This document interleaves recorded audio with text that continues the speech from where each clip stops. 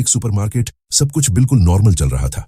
लोग अपनी अपनी ट्रॉलियों में सामान भर रहे थे, जैसे रोज करते हैं। तभी बिना किसी चेतावनी के बाहर से घना कोहरा उठता है और धीरे धीरे पूरे स्टोर को निगल लेता है। शुरू में किसी को समझ नहीं आता कि ये हो क्या रहा है। तभी एक दरवाजे पर अचानक जोर जोर से धक्के पड़ने लगते हैं। अंदर खड़े लोग घबराकर दरवाजा खोलते हैं, शायद कोई मदद मांग रहा हो। लेकिन जैसे ही दरवाजा खुलता है, बाहर से कुछ अजीब हाथ जैसे साए अंदर घुसते हैं और पलक झपकते ही एक आदमी को पकड़कर बाहर खींच लेते हैं। सब कुछ इतना जल्दी होता है कि कोई रिएक्ट भी नहीं कर पाता। अब हालात बदल चुके होते हैं। सैकड़ों लोग उसी स्टोर में फंसे हैं। बाहर सिर्फ कोहरा नहीं, कुछ और भी है जो दिखाई नहीं देता, लेकिन मौजूद जरूर है। यहीं से कहानी शुरू होती है द मिस्ट की। फिल्म के शुरुआती सीन में हम डेविड को देखते हैं। वो अपने कमरे में बैठा पेंटिंग बना रहा होता है, पूरी तल्लीनता के साथ। फिर धीरे धीरे उसकी फैमिली भी दिखती है, उसकी पत्नी स्टेफ और छोटा बेटा बिल्ली। बाहर मौसम बिगड़ चुका होता है, तेज तूफान, मूसलाधार बारिश, इसलिए तीनों सेफ रहने के लिए बेसमेंट में चले जाते हैं। अगली सुबह जब सब कुछ थोड़ा शांत लगता है, वो ऊपर आते हैं। लेकिन जैसे ही बाहर नजर पड़ती है, सीन पूरी तरह बदल चुका होता है। एक बड़ा पेड़ उनकी खिड़की तोड़कर घर के अंदर तक घुस आया होता है और डेविड की बनाई हुई पेंटिंग वो पूरी तरह बर्बाद हो चुकी होती है। डेविड के चेहरे पर साफ दिखता है, ये सिर्फ सामान का नुकसान नहीं है, उससे ज्यादा कुछ टूट गया है। थोड़ी देर बाद डेविड और स्टेफ उसी गिरे हुए पेड़ और टूटे शीशों को लेकर बात कर रहे होते हैं। कैसे ठीक करवाना है, क्या करना है। तभी उनका बेटा बिल्ली आता है, थोड़ा एक्साइटेड, थोड़ा घबराया हुआ। पहले तो दोनों उस पर ज्यादा ध्यान नहीं देते, बस एक पल के लिए मुस्कुरा देते हैं, जैसे महसूस कर रहे हों कि उनका बेटा कितना जल्दी बड़ा हो रहा है। फिर वो मान जाते हैं और उसके पीछे पीछे बाहर निकलते हैं। घर के पीछे पुराने शेड के पास पहुंचते ही एक और झटका मिलता है। उनका बोट हाउस पूरी तरह तबाह हो चुका होता है। एक विशाल पेड़ सीधे उस पर गिरा होता है, जैसे सब कुछ कुचल दिया हो। डेविड कुछ सेकंड बस उसे देखता रह जाता है। समझ नहीं आता ये सब एक साथ कैसे हो गया। और तभी उसकी नजर दूर पहाड़ों की तरफ जाती है। वहां से कुछ अजीब सा कोहरा उठता दिखता है, लेकिन ये आम कोहरे जैसा नहीं लगता।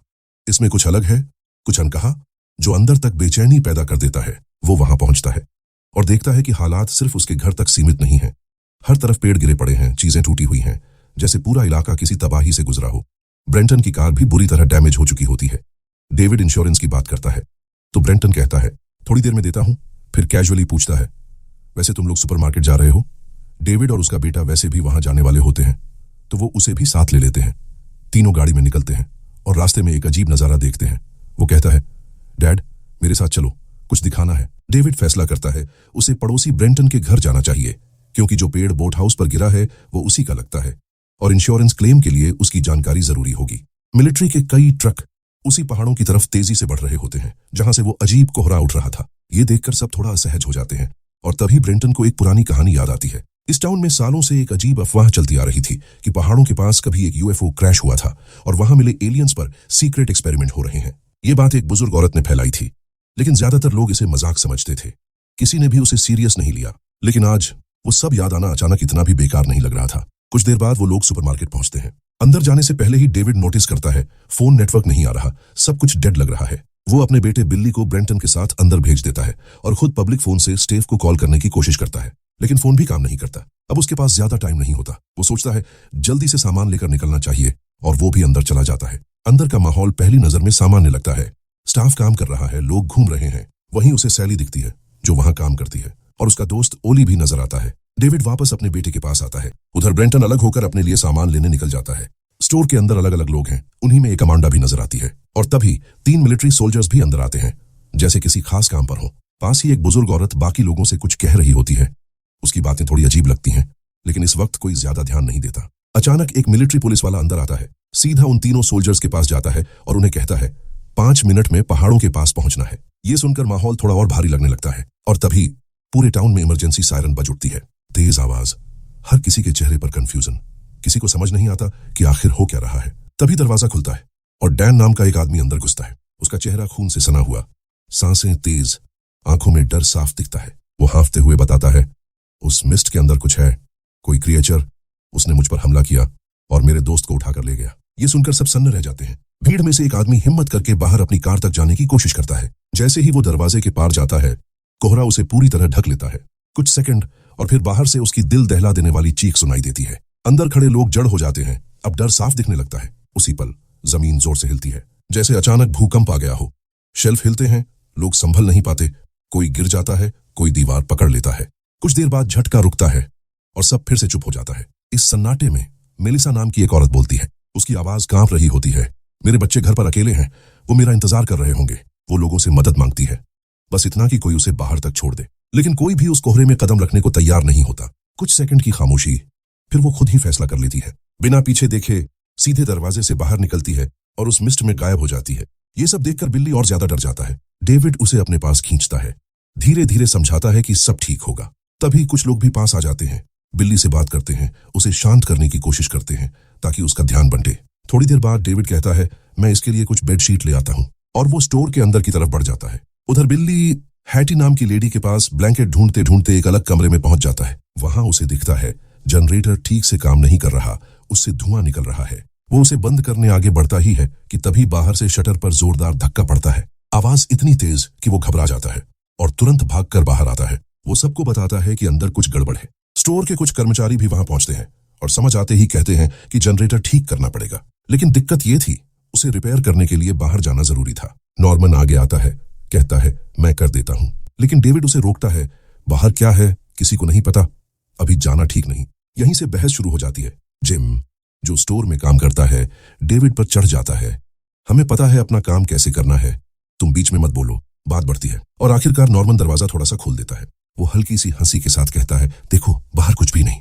लेकिन उसकी बात पूरी भी नहीं होती कि अचानक बाहर से ऑक्टोपस जैसी टेंटकल अंदर लपकती है और उसे पकड़ लेती है। सब कुछ सेकंड्स में होता है। डेविड तुरंत उसे पकड़कर खींचने की कोशिश करता है। बाकी लोग भी मदद करते हैं, लेकिन वो चीज बहुत ताकतवर होती है। टेंटकल नॉर्मन की स्किन तक फाड़ देती है।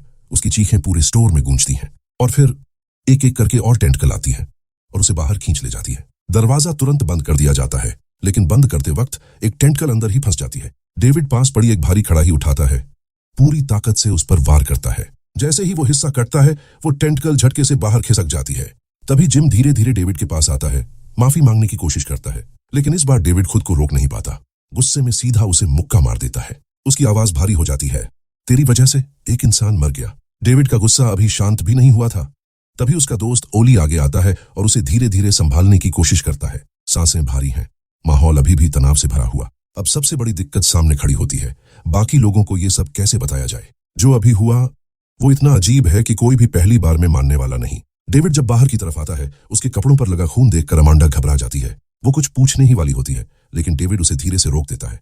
ये बात बिल्ली को मत बताना। फिर वो जल्दी से कपड़े बदलता है। उधर ओली उन लोगों को इकट्ठा करता है जिन्होंने टेंटकल्स देखी थी, ताकि मिलकर तय कर सकें आगे क्या करना चाहिए।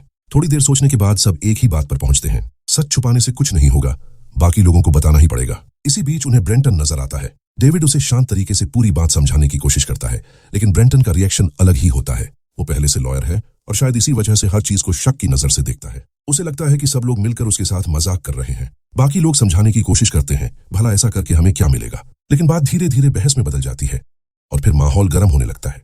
तभी सुपरमार्केट का मैनेजर बड वहां आ जाता है। वो भी गुस्से में होता है और डेविड की बात को सीरियस लेने के बजाय उल्टा उसे डांटने लगता है। बड कहता है, ऐसे टाइम पर मजाक करना ठीक नहीं, मैं पुलिस में शिकायत कर दूंगा। लेकिन इस बार लोग पीछे नहीं हटते। वो कहते हैं, अगर यकीन नहीं है तो हमारे साथ चलो, खुद देख लो। आखिरकार बड उनके साथ उस कमरे तक जाता है और जैसे ही उसकी नजर जमीन पर पड़े उस कटे हुए टेंटकल के हिस्से पर पड़ती है, वो कुछ सेकंड के लिए जम सा जाता है। बाहर आकर उसका चेहरा बदल चुका होता है। अब वो खुद सबको बताता है, डेविड सच कह रहा था। इसके बाद लोग धीरे धीरे टूटे हुए शीशों को टेप से कवर करने लगते हैं, जैसे जितना हो सके खुद को सुरक्षित रखने की कोशिश कर रहे हों। और तभी सीन एक दूसरी तरफ शिफ्ट होता है। मिसेज कारमोडी, एक ऐसी औरत जो भगवान पर बहुत गहरा विश्वास रखती है, वो लोगों के बीच खड़ी होकर बोलना शुरू करती है। उसके हिसाब से बाहर जो कुछ भी है वो कोई आम खतरा नहीं। वो कहती है, ये भगवान का गुस्सा है जो उन पर उतरा है। उसकी बातें सुनकर कुछ लोग असहज हो जाते हैं, कुछ डर जाते हैं। मिसेस कारमोडी खुद भी डर चुकी होती है और बोलते बोलते रोने लगती है। उसी वक्त अमांडा बाथरूम की तरफ आती है और उसे इस हालत में देखती है। वो नरमी से कहती है, अगर डर लग रहा है या किसी से बात करनी हो, मैं हूं। लेकिन जवाब उम्मीद के उल्टा मिलता है। मिसेस कारमोडी उसे तिरस्कार से देखती है और कहती है, तुम जैसी औरत को अपना दोस्त बनाने से अच्छा मैं मर जाऊं। ये सुनकर अमांडा कुछ सेकंड के लिए चुप रह जाती है। माहौल और अजीब हो जाता है। उधर ब्रेंटन अब भी मानने को तैयार नहीं। ना वो टेंटकल देखने जाता है, ना डेविड की बात पर भरोसा करता है। आखिरकार लोग समझ जाते हैं उसे मनाना मुश्किल है और वो उसे उसके हाल पर छोड़ देते हैं। लेकिन सन्नाटा ज्यादा देर टिकता नहीं। जैसे ही सब थोड़ा शांत होते हैं, मिसेस कारमोडी फिर से बोलना शुरू कर देती है। इस बार उसकी आवाज और तेज और यकीन से भरी होती है। वो कहती है, ये सब इसलिए हो रहा है क्योंकि लोगों ने भगवान पर भरोसा करना छोड़ दिया। अब भी वक्त है, सबको घुटनों पर आकर माफी मांगनी चाहिए। उसकी लगातार बातें सुनकर जिम का धैर्य जवाब दे देता है। उसे ये सब बकवास लगने लगता है, बिना सिर पैर की बातें। लेकिन मिसेस कारमोडी रुकने वाली नहीं होती। वो और आगे बढ़कर कहती है, नॉर्म की मौत बस शुरुआत थी, अगर अब भी नहीं समझे तो कोई नहीं बचेगा। ये सुनते ही अमांडा खुद को रोक नहीं पाती। वो आगे बढ़ती है और सीधे उसे थप्पड़ मार देती है। एक पल के लिए पूरा स्टोर खामोश हो जाता है। उधर बिल्ली धीरे धीरे उन तीनों मिलिट्री सोल्जर्स के पास जाता है। उसकी आवाज में उम्मीद होती है, आप लोग हमें यहां से निकाल सकते हो ना, हमारी मदद करोगे? लेकिन सोल्जर्स खुद असहाय दिखते हैं। उनके फोन भी काम नहीं कर रहे और उनके पास कोई जवाब नहीं। डेविड वापस बिल्ली के पास आता है, उसे देखता है और तुरंत समझ जाता है वो अपनी मां को लेकर अंदर ही अंदर टूट रहा है। वो उसके कंधे पर हाथ रखता है, धीरे से समझाता है, सब ठीक होगा, हम जल्दी घर जाएंगे। बिल्ली कुछ नहीं कहता, बस चुपचाप सिर हिला देता है। थोड़ी देर बाद स्टोर में खड़े लोग आपस में बात करने लगते हैं। अब सबको ये साफ दिख रहा है, अगर वो चीजें अंदर आ गईं तो लड़ना पड़ेगा और खाली हाथ ये मुमकिन नहीं। तभी अमांडा आगे आती है। वो बताती है कि उसके पास एक गन है सेफ्टी के लिए, कुल 12 गोलियां। लेकिन एक दिक्कत भी है, उसे चलाना ठीक से नहीं आता। यहीं पर ओली बोलता है, मैं संभाल लूंगा। उसके अंदाज से लगता है वो मजाक नहीं कर रहा। फिर बताता है वो शूटिंग में स्टेट चैंपियन रह चुका है। लोगों को थोड़ा भरोसा मिलता है। उधर ब्रेंटन अभी भी अपनी बात पर अड़ा हुआ है। उसे लगता है कि ये सब बस डर फैलाने का खेल है, बाहर कुछ भी नहीं। वो कुछ लोगों को साथ लेकर बाहर जाने की तैयारी करता है। सब उसे रोकने की कोशिश करते हैं, समझाते हैं, लेकिन वो नहीं मानता। आखिर में एक फैसला होता है, अगर वो बाहर जा ही रहा है तो एक रस्सी उसके साथ बांध दी जाए ताकि अंदर खड़े लोग पता लगा सकें कि बाहर क्या हो रहा है। एक आदमी आगे आता है और रस्सी अपनी कमर से बांध लेता है। दरवाजा धीरे से खुलता है। ब्रेंटन और उसके साथ कुछ लोग उस घने कोहरे में कदम रखते हैं और कुछ सेकंड में ही नजरों से गायब हो जाते हैं। अंदर खड़े लोग रस्सी को पकड़े रहते हैं, सांसें थमी हुई। और तभी अचानक रस्सी जोर से खींचने लगती है। सब मिलकर उसे पकड़ने की कोशिश करते हैं, पूरी ताकत लगा देते हैं, लेकिन खिंचाव इतना तेज होता है कि कोई उसे रोक नहीं पाता। कुछ सेकंड और फिर सब अचानक शांत। अब कोई आवाज नहीं, बस सन्नाटा। डरते डरते लोग रस्सी को अपनी तरफ खींचते हैं और जो अंदर आता है उसे देखकर सबके होश उड़ जाते हैं। रस्सी से बंधे आदमी का आधा कटा हुआ शरीर। किसी की हिम्मत नहीं होती कुछ कहने की। दरवाजा तुरंत बंद कर दिया जाता है। पीछे से मिसेस कारमोडी की आवाज आती है।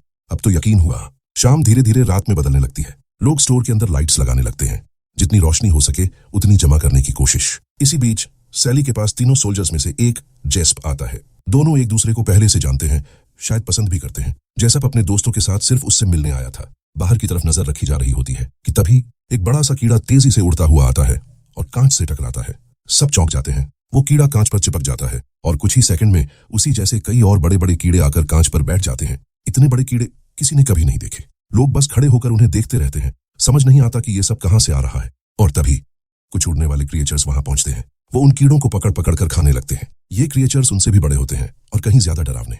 असल में ये सब स्टोर की लाइट से खींचकर आए थे, लेकिन अंदर किसी को ये बात समझ नहीं आती। डर अब और बढ़ चुका होता है। अचानक एक तेज आवाज के साथ कांच टूटता है और वो क्रिएचर्स अंदर घुसने लगते हैं। सब तरफ अफरा तफरी मच जाती है। एक बड़ा कीड़ा सैली को काट लेता है। वो दर्द से चिल्लाने लगती है, जमीन पर गिर जाती है। उड़ने वाले क्रिएचर्स लोगों पर हमला करने लगते हैं। डेविड जल्दी से आग तैयार करता है। जो भी हाथ आता है उसे हथियार बनाता है और उन पर वार करता है।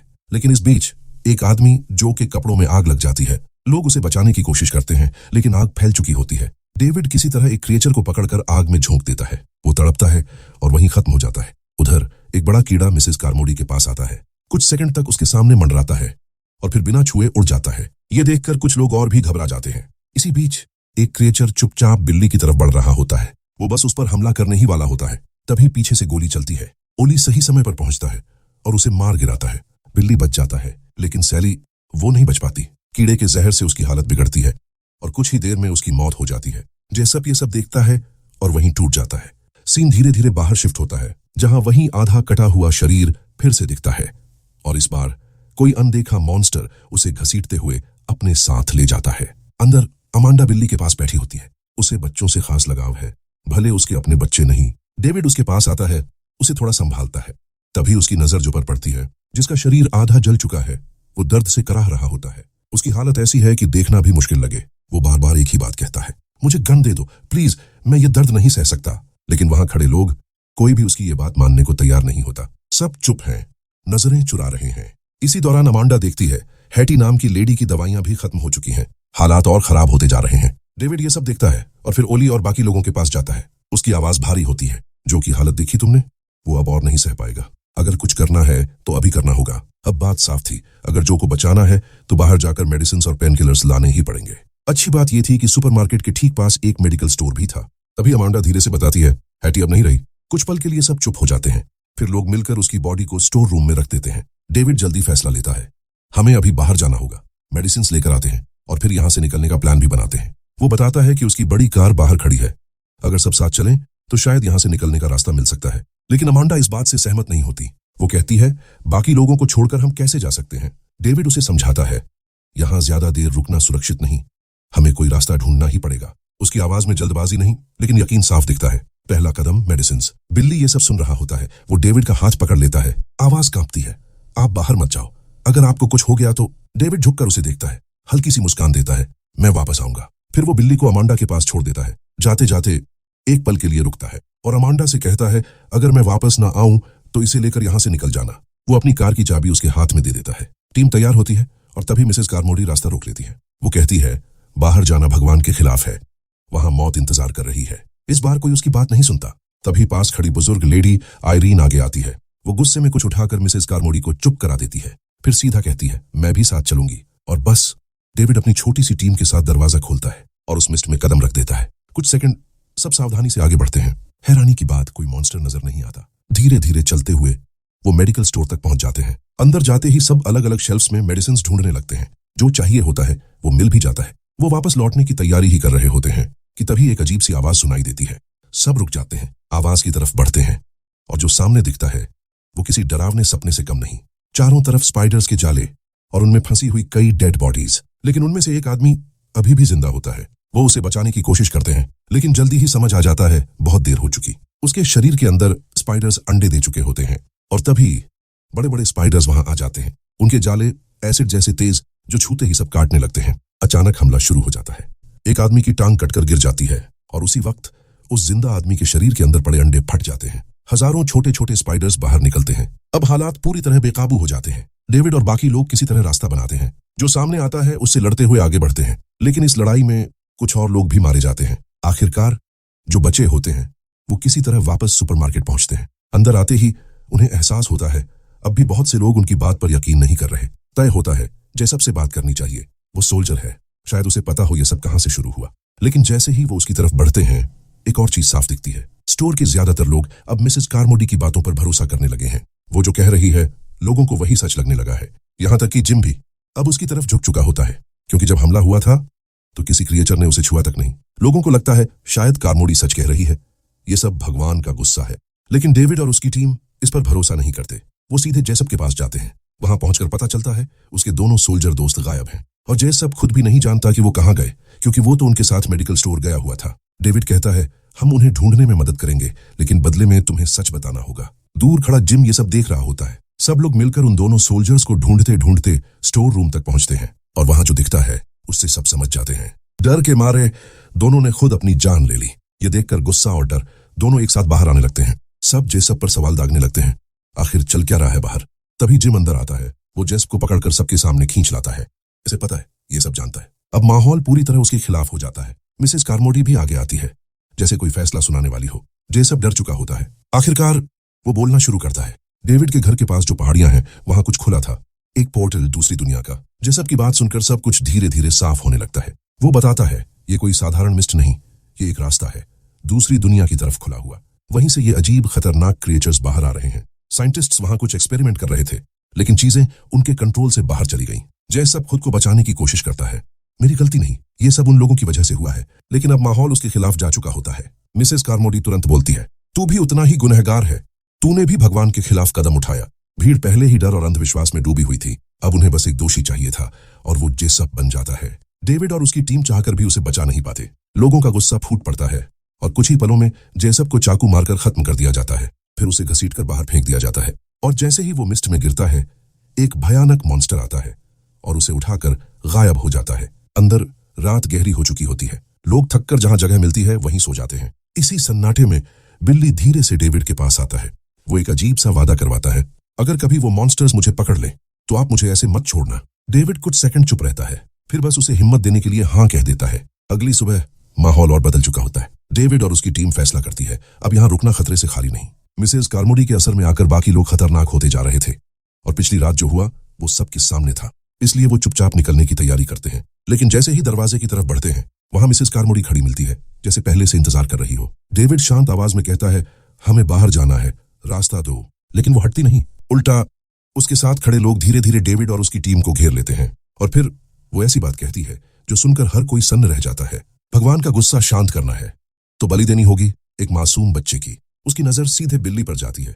उसे दे दो तभी सब बचेंगे। डेविड का चेहरा बदल जाता है। वो तुरंत अपने बेटे के सामने खड़ा हो जाता है। अब बात सिर्फ बाहर निकलने की नहीं, अपने बच्चे को बचाने की थी। लेकिन मिसेस कार्मोडी रुकती नहीं, बार बार वही बात दोहराती रहती है। और तभी एक गोली चलती है। ओली आगे आता है और बिना कुछ कहे उसे वहीं खत्म कर देता है। एक पल के लिए सब जड़ हो जाते हैं, फिर अफरा तफरी मच जाती है। लोग इधर उधर भागने लगते हैं। डेविड और उसकी टीम इसी मौके का फायदा उठाते हैं और तुरंत बाहर निकल जाते हैं। बाहर सिर्फ घना कोहरा, कुछ भी साफ दिखाई नहीं देता। ओली किसी तरह डेविड की कार ढूंढ लेता है, लेकिन जैसे ही वो आगे बढ़ता है पीछे से एक क्रिएचर हमला करता है और ओली वहीं मारा जाता है। उसके हाथ से गिरा गन कार के पास आ गिरता है। डेविड के बाकी कुछ साथी भी भागते भागते अलग दिशाओं में बिखर जाते हैं और धीरे धीरे गायब हो जाते हैं। आखिरकार कार में सिर्फ कुछ ही लोग बचते हैं, डेविड, बिल्ली, अमांडा, आयरीन और डैन। डेविड गन उठाता है, सब जल्दी जल्दी कार में बैठते हैं और वो धीरे धीरे वहां से निकल जाते हैं। पीछे खड़े लोग बस देखते रह जाते हैं। कुछ देर बाद डेविड अपनी कार लेकर अपने घर के पास पहुंचता है। वो अंदर जाता है और वहीं रुक जाता है। स्टेफ अब नहीं रही। ये देखकर वो टूट जाता है, आवाज भी नहीं निकलती, बस खामोशी में दर्द दिखता है। बाकी लोग उसे संभालने की कोशिश करते हैं और फिर सब आगे बढ़ने का फैसला करते हैं। रास्ते में धीरे धीरे उन्हें एहसास होता है ये तबाही सिर्फ एक जगह तक सीमित नहीं, पूरा टाउन बर्बाद हो चुका है। कार आगे बढ़ती रहती है और तभी वो कुछ ऐसा देखते हैं जो अब तक के हर डर से बड़ा होता है। एक विशाल एलियन सड़क पार कर रहा होता है, इतना बड़ा कि उनकी कार उसके सामने कुछ भी नहीं लगती। सब खामोश बस देखते रहते हैं, फिर आगे बढ़ते हैं, लेकिन ज्यादा दूर नहीं। कार का फ्यूल खत्म हो जाता है। अब चारों तरफ वही मिस्ट और बाहर मौत का डर। सब एक दूसरे को देखते हैं, कोई रास्ता नहीं बचता। तभी फैसला होता है मॉन्स्टर्स के हाथों मरने से बेहतर खुद ही अंत कर लिया जाए। गन में सिर्फ 4 गोलियां हैं और लोग 5। खामोशी छा जाती है कुछ सेकंड और फिर कार के अंदर 4 गोलियां चलती हैं। डेविड अपने बेटे समेत बाकी तीनों को गोली मार देता है। अब कार में सिर्फ वो अकेला बचता है। वो बाहर निकलता है, टूट चुका होता है, चीखते हुए जैसे अब उसे भी खत्म होना है। वो खड़ा रहता है, इंतजार करता है कि कोई मॉन्स्टर आए और उसे खत्म कर दे। लेकिन दूर से आवाज आती है। वो मुड़कर देखता है, मिलिट्री के टैंक धीरे धीरे आगे बढ़ रहे हैं। मिस्ट हटाई जा रही है, लोग बचाए जा रहे हैं। डेविड की आंखों के सामने सब बदल जाता है। उन्हीं बचने वालों में उसे मेलिसा भी दिखती है, वही औरत जो शुरुआत में अकेले बाहर चली गई थी। अब वो जिंदा खड़ी है। मिलिट्री पूरे इलाके को साफ कर रही है और डेविड वहीं खड़ा रह जाता है। अब उसके पास कुछ नहीं बचा। एक पल जो अगर थोड़ा और रुक जाता तो सब कुछ अलग हो सकता था। वो बस वहीं खड़ा रहता है और कहानी यहीं खत्म हो जाती है। अगर ये कहानी आपको पसंद आई तो कमेंट में बताना डेविड के बेटे का नाम क्या था, और अगर वीडियो अच्छा लगा हो तो एक लाइक जरूर करना। फिर मिलेंगे एक और कहानी के साथ।